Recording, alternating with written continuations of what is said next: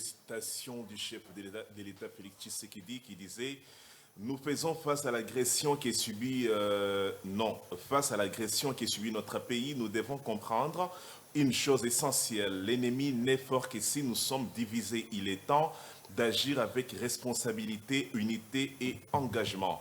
Le gouvernement de l'Union nationale pointe à l'horizon. Est-ce un gouvernement qui va faire face à cette agression qui nous est imposée dans la partie orientale? J'en parle avec Eric Babanaï. Il est l'un des cadres de l'UDP Tshisekedi qui soutient la vision chère du président Tshisekedi, Félix Antoine Tshisekedi. Eric Babanaï, bonjour et bienvenue. Bonjour Vincent, bonjour à toute l'équipe qui vous accompagne, bonjour au patron de votre chaîne, bonjour à toute la population congolaise qui nous suit de partout ici à Kinshasa, en province et surtout particulièrement dans la partie orientale de la République où il y a toutes ces menaces, ces agressions, ces morts en grande quantité, si vous voulez bien, causées par les voyous qui ont envahi la ville de Goma et la ville de Bukavu. Mes salutations à mon épouse, à ma fille, mes salutations aussi à Monsieur le Président de la République démocratique du Congo, qui lui ne dort pas nuit et jour. Il est en train de travailler pour que la paix ou la partie orientale de la République démocratique du Congo puisse retrouver sa paix et que nos compatriotes qui sont là-bas puissent vivre en paix. Ici, c'est une occasion pour moi non seulement de les saluer plutôt, mais aussi de l'encourager. Alors, vous êtes l'un des cadres de l'UDP Tshisekedi. Êtes-vous fier de la façon dont le pays est géré? Certes, le pays est dans ce qu'on appelle une zone de turbulence. Mais toutefois, pour ceux qui ont l'habitude de prendre des aéronefs, y compris vous-même, quand vous voyagez, il vous arrive à un moment donné où le pilote vous dit « Attachez vos ceintures, que personne ne se déplace, nous sommes en train de traverser une zone de turbulence. » La zone de turbulence, forcément, ne fait pas tomber l'avion. Puisque ceux qui pilotent ces aéronefs ont reçu une formation adéquate pour pouvoir mettre des mécanismes pouvant permettre à l'avion de traverser cette zone-là, sauf les imprévus qui ne manquent pas. Mais cela n'est pas le cas pour la République démocratique du Congo. Certes, nous sommes en train de traverser la zone de turbulence, mais ce n'est pas pour que l'avion puisse faire crash. Et la situation qui est en train de... Là, vous philosophez la question, elle est simple au niveau de l'UDPS. Quels sont les mécanismes que vous avez pris pour renforcer le front populaire qui est conjugué au temps présent par le gouvernement, pour parler de votre parti politique, géré par Augustin Kabouya? J'étais en train de vous répondre à votre question, oui, puisque vous avez voulu seulement que je puisse répondre directement à la question, alors qu'en cherchant à répondre, j'étais d'abord en train de faire une introduction. Mais comme vous venez de reformuler encore votre question, je vous dis que nous, les partis IDPS, d'une manière globale ou générale, si vous voulez bien, nous déployons, puisqu'ici, l'affaire ou ce qui nous arrive à l'est de la République démocratique du Congo, on n'a pas besoin seulement de voir le chef de l'État se jeter dans l'eau, mouiller le maillot pour arriver à des résultats pouvant permettre que cette partie orientale puisse retrouver sa quiétude. Même nous, en tant que membres de la partie présidentielle, ou si vous voulez bien, membres du parti présidentiel, ou si vous voulez bien le parti au pouvoir, nous sommes en train de travailler d'arrache-pied pour que nous puissions dissuader les envahisseurs d'aujourd'hui. Malheureusement, ce travail ne se voit pas. Non. Non. Nous ne sommes pas l'armée. Moi, personnellement, je ne tiens pas les armes. En termes d'intelligence. En termes d'intelligence, Vincent, tu as eu déjà me recevoir plusieurs fois ici. Depuis le parti politique dont vous représentez, je ne parle pas de vous. Vous représentez un parti politique, Eric Babanaï. En parlant ici, je parle d'abord en tant qu'individu, Maître Eric Babanaï, mais je parle aussi en tant que membre de l'IDPS. Bien que n'ayant pas, je précise, bien que n'ayant pas reçu mandat de l'IDPS, mais dans mes analyses politiques, je parle parce que je suis l'un de ceux qui soutiennent le chef de l'État. Vous comprenez? Donc, Vincent, nous sommes en train de travailler d'arrache-pied. On n'a pas besoin seulement de prendre les médias ou bien de venir sur votre plateau pour donner notre position ou bien confirmer que nous sommes en train de soutenir ou bien nous sommes en train de déployer les mécanismes pour que la paix puisse revenir à l'est de la République démocratique du Congo. Aujourd'hui, il y a plusieurs façons de communiquer, il y a plusieurs façons de contribuer. Les réseaux sociaux que vous avez là, c'est un moyen, c'est un instrument aussi par excellence pour pouvoir transmettre les informations et ramener, qu'est-ce que je vais dire ici, amener la population congolaise à comprendre réellement ce qui se passe. Puisqu'aujourd'hui, le Rwanda, au-delà d'avoir utilisé son armée avec des armes létales, il a aussi une grande armée qu'on appelle l'armée numérique. Donc, au sein du parti, s'il y a des actions qui sont en train d'être menées, c'est une bonne chose. Moi, ici, en tant qu'individu, en tant que maître Eric Bamanaï, en tant que membre de l'UDPS, je joue aussi ma partition en contribuant, soit en venant, par exemple, tel que vous m'avez invité sur votre plateau, pour donner mon point de vue et dire ce qui se passe. Je reçois les seconds invités, juriste consulte Gandhi Kassende. Il faudrait rappeler que le président Tshisekedi disait que sur le front diplomatique, la RDC se comporte très bien. Il y a beaucoup de victoires qui sont enregistrées avec le travail des titans qui est abattu par Thérèse Kayikwamba, Wagner, au niveau des affaires étrangères. Juriste consulte, bonjour et bienvenue. Bonjour à vous et à toute votre équipe, ainsi qu'à Eric, que je n'ai pas vu il y a un moment. Merci. Voilà. Alors, le Congo traverse une crise qui fait jaser le monde. La partie orientale est en ébullition. Certaines contrées du pays sont entre les mains des rebelles. Pensez-vous que le président Tshisekedi se comporte bien sur les terrains d'opération? Oui, ça dépend de quelle opération, puisqu'il y a plusieurs formes d'opération. Il y a l'opération médiatique, il y a l'opération diplomatique, l'opération politique, militaire, etc. À vrai dire... Sur l'opération politique d'abord. D'abord sur l'opération politique, disons les choses clairement. La décrispation, il y a une défaillance. Il y a une défaillance qui date pas de Tshisekedi, il y a une défaillance qui date des années 60. On n'a jamais pu gérer la politique dans ce pays et les politiques. La politique et les politiques. Ça a toujours été mal géré. On est parti de compromission en compromission. Sur le plan politique, moi je pense que ce n'est pas une bonne note que le président Tshisekedi a, alors qu'il a eu la chance. Il n'a pas une bonne note sur le plan politique. Sur le plan politique, non. Si vous essayez d'être explicite quand vous n'avez pas une bonne note... Politique, c'est quoi? Oui. Quand je dis politique, c'est par rapport à la mission qu'un homme politique doit remplir, par rapport au fait qu'il est accepté, qu'il est recherché à prendre la direction des affaires politiques d'un pays. Qu'est-ce qu'on doit faire? On fait de la politique pour nos populations. On fait la politique pour le peuple, mot cher à l'UDPS.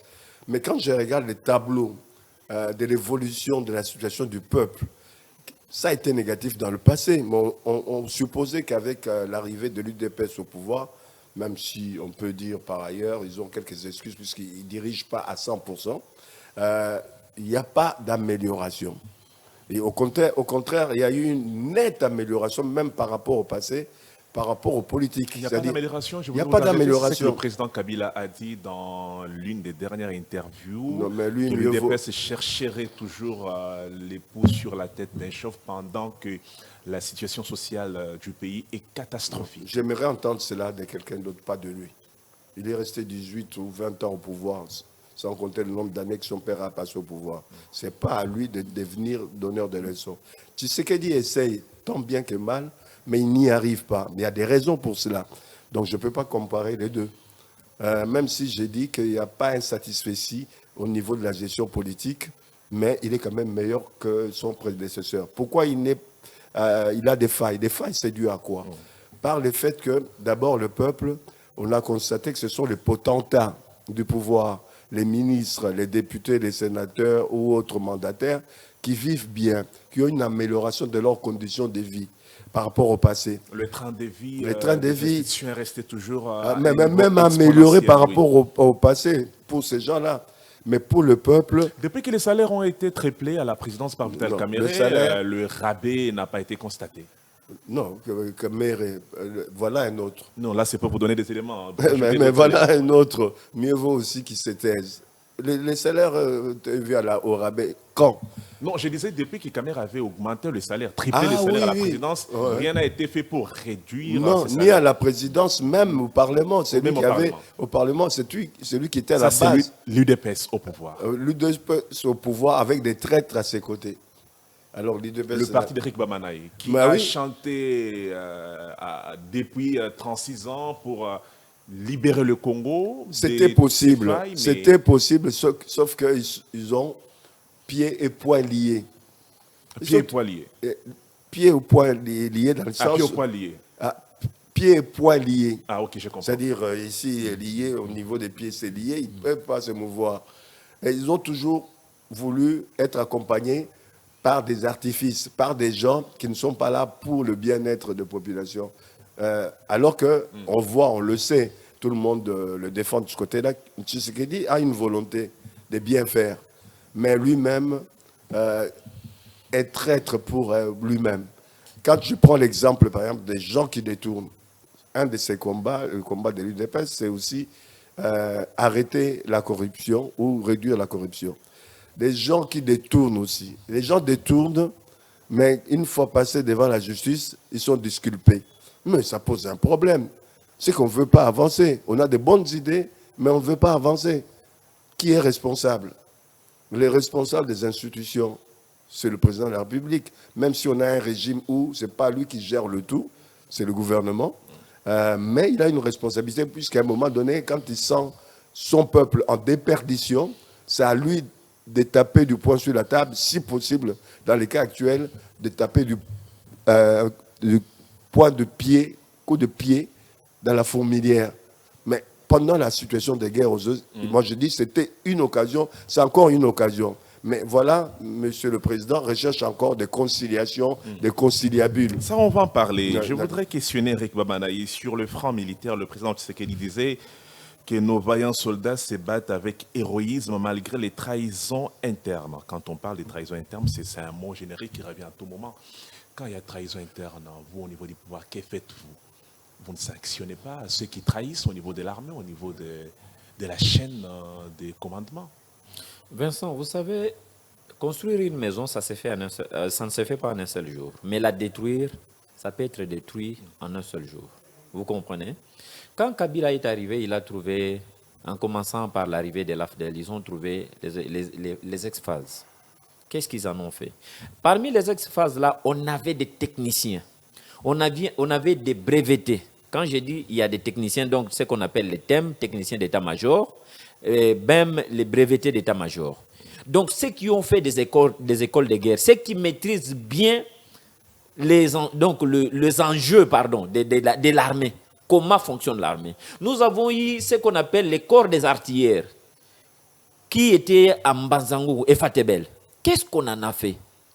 Quand Kabila le père est arrivé avec John Kabarebe comme chef d'état-major qu'on avait nommé, le Rwandais, qu'on avait nommé ici, son souci était d'anéantir toutes ces intelligences de l'armée congolaise. C'est pour qui l'armée, donc la République a dépensé beaucoup d'argent pour les former dans les meilleures écoles de guerre du monde.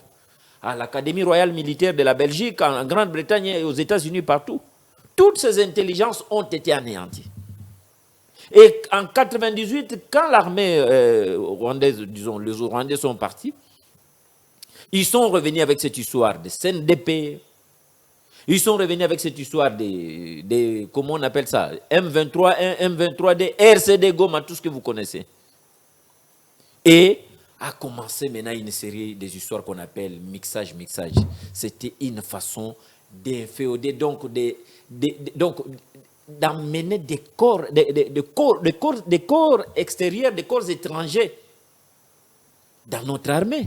Et la conséquence, c'est quoi? Nous avons vu, par exemple, lorsque nos troupes avancent, vous avez un chef de régiment qui est un ancien brassé, un ancien mixé. Lorsqu'il arrive devant les M23, il fait quoi? Il fait allégeance, il demande à toutes ces troupes de se rallier. C'est là tous les problèmes. Le président Tshisekedi, pour ne pas répéter ces mots, il disait que des officiers ont détourné l'argent destiné aux troupes. L'armée... D'autres ont abandonné des unités entières sans ravitaillement, sans ordre et sans soutien. Certains ont été corrompus, acceptant de l'argent de l'ennemi affaiblissant ainsi notre défense de l'intérieur. L'armée est en train de se nettoyer, de s'auto-nettoyer, voulais-je dire. Avec la prise de Goma et Bukavu, beaucoup de masques sont tombés.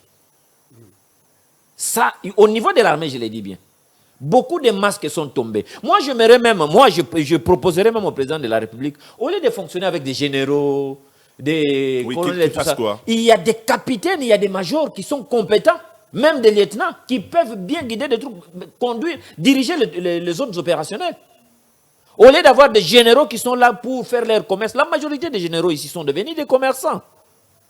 Ce que vous dites, c'est vrai, le président dit qu'il y a la trahison au sein de l'armée, mais il n'a pas croisé les bras, il est en train de travailler. Aujourd'hui, Dieu merci, quand Goma, avant de tomber, 13 généraux laissent les troupes sans direction, sans commandement, ils prennent les bateaux nuitamment, ils arrivent à Bukavu. Bukavu, ils prennent la fuite, ils vont en Ouvira.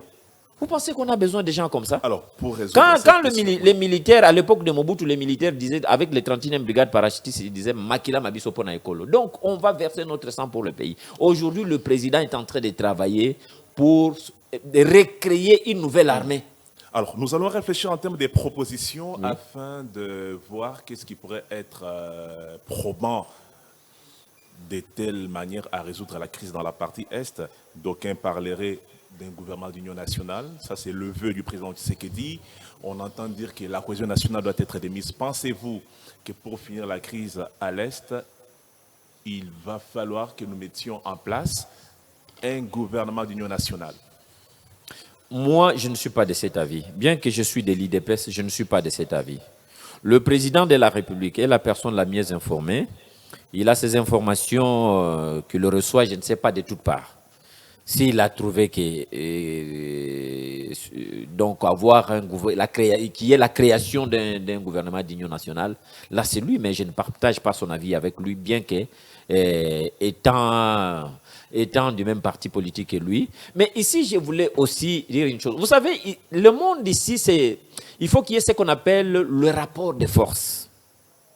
Le président devrait se concentrer ou consacrer tout son temps à la formation, pas des militaires seulement parce qu'ils portent la tenue militaire. Attendez, je répondais à la première question, à la première préoccupation. La deuxième question, la deuxième question, c'est de former une armée républicaine responsable et suffisamment outillée. La troisième dans quel timing? La guerre timing ou pas le minimum qui pourra être fait pendant que ce qui se fait sur le terrain se fait. On peut encore recourir pour le moment à d'autres armées, donc prêter main forte, qui viennent prêter main forte pour disons, résolver tant soit peu ces problèmes. Mais aussi, là où je félicite le président de la République, c'est sur le volet diplomatique. En tout cas, là-dessus, je pense qu'il faut être sorcier pour ne pas reconnaître ce que la diplomatie de la République démocratique du Congo nous apporte aujourd'hui. Ceux qui se croyaient être hommes forts, soutenus par les puissances occidentales et surtout l'Amérique, si vous voulez bien aussi, l'Europe dans son ensemble, aujourd'hui, n'ont que leurs yeux pour pleurer. Le front diplomatique se comporte bien sur le terrain. Nous l'avons dit de l'entame de cet entretien. Gandhi Kassende, partagez-vous l'avis de votre co-débatteur qui pense que le gouvernement d'union nationale n'est pas les bienvenus pour lui? Le président Tshisekedi doit réformer plutôt l'armée. Oui, je partage ce point de vue dans la mesure où la première armée que nous avons, quelle que soit la situation difficile du pays, c'est le peuple. Ce sont nos populations. C'est le premier rempart. L'armée telle qu'il a trouvé, qu'il a même appréciée en son temps, qui n'était même pas une armée, alors qu'il avait toutes les informations, nous avions tous toutes les informations, ce n'était pas notre armée. L'armée là était une armée rwando-ougandaise. Il a travaillé avec pour se rendre compte que c'était des traîtres. Il s'est rendu compte, même d'ailleurs c'est visible, tout le monde le sait. C'est le seul pays où des généraux, des colonels ont des immeubles. Vous irez ailleurs où les militaires gagnent mieux leur vie, où les généraux gagnent bien leur vie, mais ils n'ont pas d'immeubles, ils n'ont pas d'affaires, ils n'interviennent pas dans les affaires privées. Mais c'est une interdiction pour qu'un général puisse se taper un immeuble? C'est interdit pour qu'un fonctionnaire fasse du commerce. Si c'est interdit pour un fonctionnaire, autant pour les policiers, pour les militaires. il doit se consacrer sur C'est son travail. incompatible. C'est incompatible. avec leur fonction. Donc ici, ils ont double, triple fonction. Ça pose un problème. Et ça viole même la Constitution. Mais oui, il y a un problème. Oui, mais pourquoi vous n'êtes pas pour que nous ayons le gouvernement d'union nationale quand on sait Non, on connaît l'histoire de ce qu'il pays. est important que Les enfants unions du Congo nationales, se mettent les autour unions d'une même nationales, il y en table? a eu. Oui. Des gouvernements de salut public, il y en a eu dans l'histoire de ce pays. Des gouvernements après dialogue, il y en a eu. Ça a ramené quoi? C'est toujours prendre les mêmes et repartir à zéro. Entre-temps, le pays est toujours déstabilisé, instable.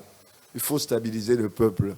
Quand on a stabilisé le peuple, il y a une cohésion. Quand il y a une cohésion, un ennemi ne peut pas Alors rentrer. que la charpente gouvernementale reste ainsi avec 54 animateurs. Mais moi, je pendant que nous trouve avons la guerre dans que l'Est. là, il y a la C'est responsabilité du président de la République qui sait que, d'ailleurs, c'est là que je le rejoins pour changer les constitutions. Non, C'est-à-dire. c'est pas l'ordre du jour, on parle de la guerre. Non, non, qui non, est dans non, l'Est. non, non, j'étais juste une Parmi les parenthèse. mécanismes qu'on peut faire. C'était, puisqu'il faut respecter ceci, il faut respecter cela. La guerre qui arrive aujourd'hui et arrive à bon escient. Pourquoi? Puisque ça lui donne des coudées libres, des facilités de pouvoir agir en temps de guerre. C'est lui le maître. Il peut agir au-delà même de la Constitution. Puisque, comment voulez-vous, on veut devenir l'Allemagne de l'Afrique. Vous pouvez imaginer combien de ministres il y a en Allemagne? Si je vous dis il y en a moins de 10, 8. Puisqu'il y a des gouvernements des Landes, comme nous avons des gouvernements provinciaux. Il y a 8 ministres. Quand vous allez aux États-Unis, qui est un plus grand pays par rapport à nous, qui a plus de moyens, il y a moins de 20 ministres, ils sont à 18. Vous allez en France, qui est aussi un grand pays par rapport à nous, du fait de moyens. Il y a 25 ministres, plus 5 ou 7 secrétaires d'État. Pourquoi nous, on peut avoir 54 ministres? Pourquoi on ne peut pas fusionner un certain nombre de ministres suivant leur cohérence? L'éducation nationale, 3 ministres. C'est pas normal. Pour la guerre, on il devrait va avoir falloir- même 5 ministres pour l'éducation nationale. Tous les enseignements ensemble, plus la jeunesse et sport. Puisqu'on doit former des jeunes à la fois sur le plan intellectuel, sur le plan physique et sportif. Mais il y a un problème, on peut réduire l'aménagement du territoire. On peut avoir combien de ministères? Devait rejoindre s'il le faut- ministère de l'Intérieur. s'il faut- L'aménagement Non, du même territoire. pas. S'il faut, Je vais s'il faut l'analyser. réduire, Il faut réduire pour moi entre 12 et 17. que nous avons 10, Moi, j'ai dit 17, que l'aménagement ministères. du territoire devait renfermer et l'habitat, et l'environnement, Et l'urbanisme. et l'urbanisme, tout ça, au moins 5 ministères. Pour cette période Et de la même guerre, l'agriculture. Non, même au-delà. Même l'agriculture. Oui, oui. Même au-delà. On multiplie le nombre de ministères pour contenter les copains, les coquins. Partage des gâteaux. Un partage des gâteaux au détriment du peuple. écoutez, sur le front politique, le président Tshisekedi a dit qu'il ne veut pas cacher sa déception. L'Union sacrée a été construite pour protéger la nation Ah, et mais soutenir c'était le les contraire. institutions, mais trop d'acteurs politiques sont distraits. Heureusement que certains ministres ont montré l'exemple. Il a cité Jean-Pierre Bemba, le ministre de la Jean-Pierre Bemba, et puis et j'en passe. Bref, vous ne trouvez pas que le président Tshisekedi a tout son temps de revoir ses gouvernements Oui. et de mettre les gens qu'il faut à la place qu'il faut, de se soustraire des ailes de l'arithmétique politique qui voudrait que celui qui a beaucoup de députés à l'Assemblée nationale puisse avoir un quota au niveau du gouvernement. Non. C'est pour ça que je reviens toujours à la Constitution, puisque on marche sur la tête. Qui a plus, on dit que c'est lui qui a plus de députés, puisqu'il a été plus élu, etc. Mais le président de la République a été élu directement, au suffrage Au suffrage universel. universel. Pendant la guerre, il faudrait qu'on mette la Constitution dans la poche. Non, non, non, pendant la guerre, il n'y a pas de Constitution. La Constitution, c'est lui. Le C'est président lui qui Tshisekedi. est le garant des institutions, de tout ça, la Constitution, tout ça. Pendant la guerre, il doit trouver un chemin qui puisse faire en sorte qu'il y ait une certaine cohérence dans la gestion au quotidien. On est dans une situation de guerre. Même après la guerre, et cette situation de guerre date des années 60. Il y a la guerre aussi contre la pauvreté. Il y a des guerres à tout point de vue. Donc le président doit s'asseoir sur la Constitution et sur les groupes là. Il a Est-ce dit- que ces gens, ils étaient en vacances? Est-ce qu'ils sont rentrés dans leurs régions respectives, notamment ceux de Et l'Est? pour la plupart, Est-ce ils qu'ils sont rentrés là-bas? en dehors du pays. Ah, Mais comment ben, c'est s'il y avait des postes à pourvoir, ils seraient venus, nous, aux Mais ressortissants vos propos sont intrigants par le fait que vous ne voulez pas du gouvernement de l'Union nationale. Non. Or, le président Tshisekedi a dit qu'il va restructurer l'Union sacrée et publier une équipe dirigeante. Il tend la main aux vrais patriotes pour bâtir un gouvernement d'union nationale, mais jamais à ceux qui travaillent pour des intérêts étrangers.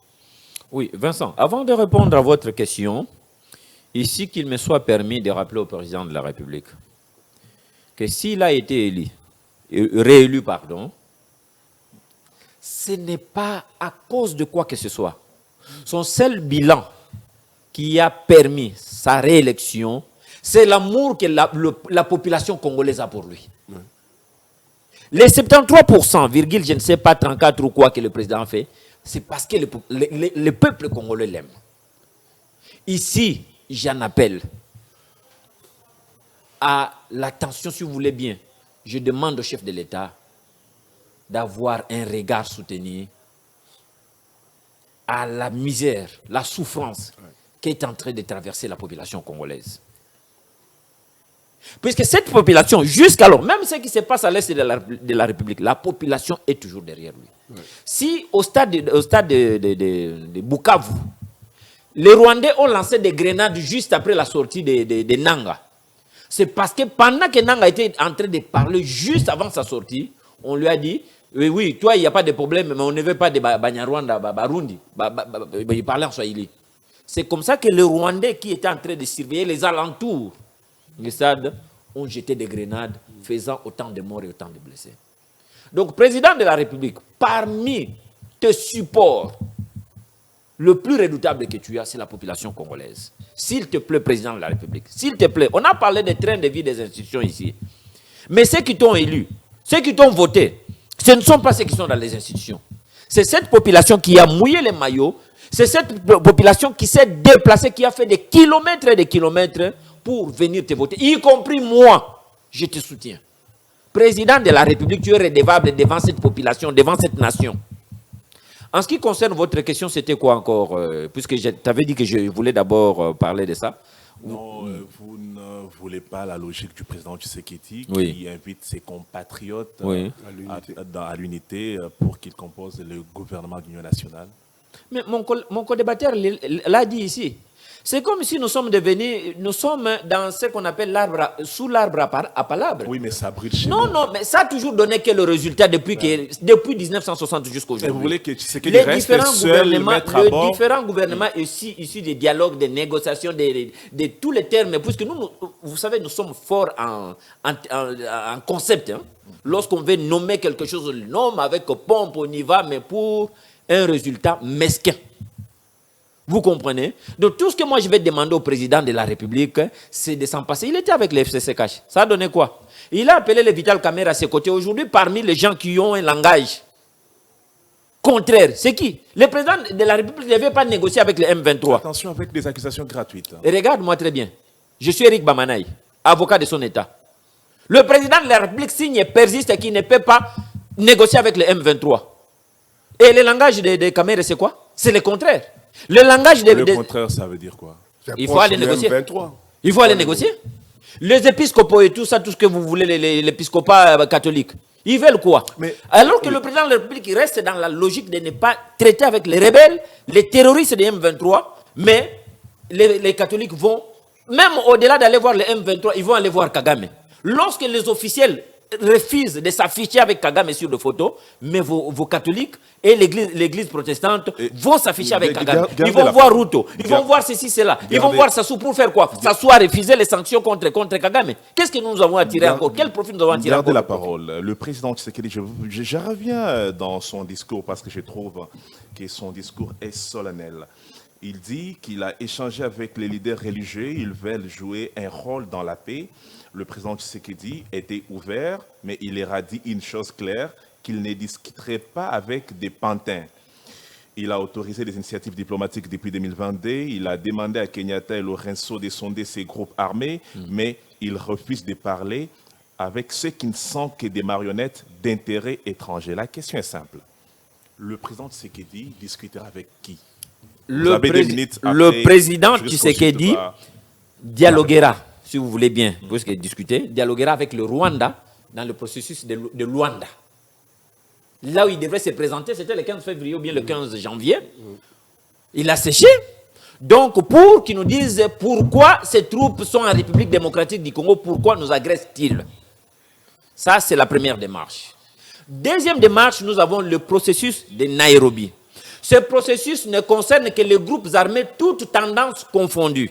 Les groupes armés congolaises et ces dites étrangères, notamment le M23 et tout ce que vous connaissez, les Red Tabara et le Turanero.